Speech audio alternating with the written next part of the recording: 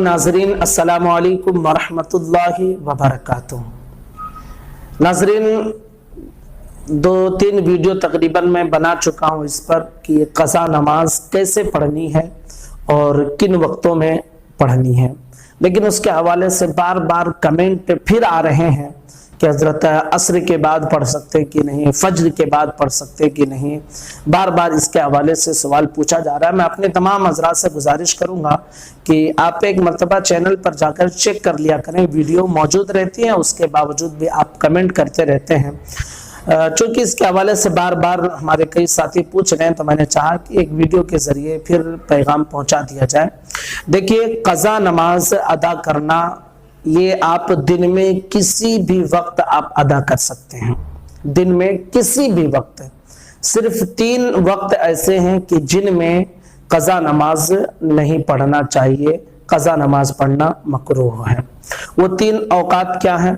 तो वो 3 औकात जो है फज्र की नमाज के बाद, जब आखिर में वो 20 मिनट बाकी रहता है जिसमें सूरज तुलू होता है, यानी सूरज निकलता है, जो तकरीबन 20 मिनट का वक्त हमारे उलमाए किराम ने मुतय्यन फरमाया कि तकरीबन 20 मिनट का वक्त रहता है। तो वो जो 20 मिनट का वक्त रहता है जिसमें सूरज निकलना शुरू होता है और बुलंद होता है, उसी 20 मिनट में, तो उस 20 मिनट में आपको जो है ये क़ज़ा नमाज पढ़ना मकरूह है, उस वक्त नहीं पढ़ना चाहिए।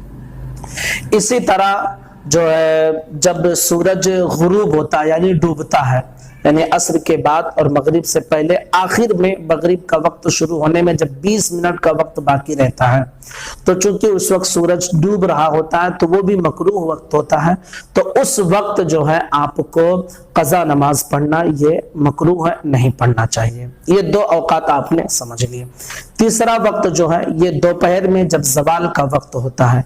इसके हवाले से, टाइमिंग के हवाले से आप अपनी मस्जिदों में या कैलेंडर वगैरह, जंतरी वगैरह में आप देख सकते हैं, क्योंकि अलग अलग मौसम में इसकी अलग अलग टाइमिंग रहती है।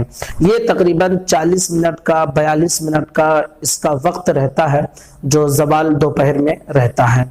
तो ये ज़ोहर से पहले तकरीबन 40 मिनट का या आधे घंटे का या 42 मिनट का, अलग अलग मौसम में अलग अलग वक्त रहता है इसका।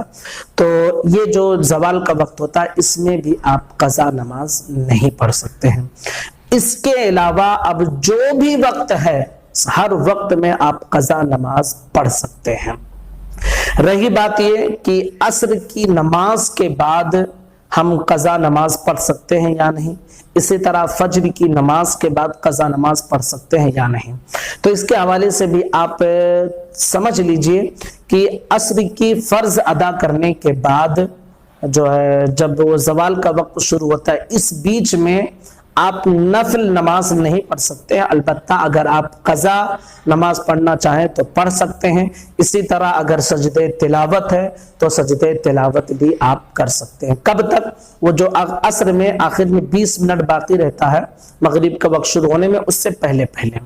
इसी तरह फज्र की नमाज के बाद अगर वक्त बाकी है, वो आखिर का 20 मिनट जो मैंने बताया, उससे पहले अगर आप क़ज़ा पढ़ना चाहते हैं तो पढ़ सकते हैं। हाँ, नफल आप नहीं पढ़ सकते, क्योंकि इन दोनों वक्तों में, असर की नमाज के बाद से लेकर जब तक आप मगरिब की फ़र्ज ना पढ़ लें, उस वक्त तक नफल नमाज पढ़ना ये मना है। इसी तरह फज्र की नमाज अदा करने के बाद जब तक सूरज तुलू ना हो जाए, यानी 20 मिनट का जो वक्त होता है वो पूरा ना हो जाए, उस वक्त तक नफल नमाज पढ़ना मकरूह है।